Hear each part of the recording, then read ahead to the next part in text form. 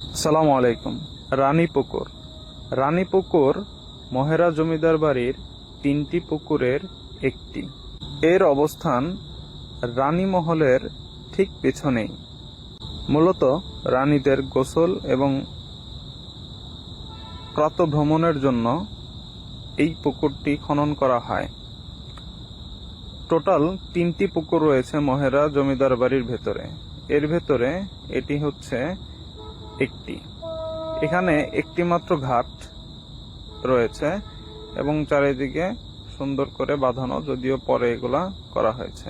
এটা হচ্ছে পাশরা পুকুর। রানী পুকুরের ঠিক 50 মিটার পাশেই এই পাশরা পুকুরটি রয়েছে। এই পুকুরটি মহেরা জমিদার বাড়ির যে 3টি লজ রয়েছে তার ঠিক পেছনেই।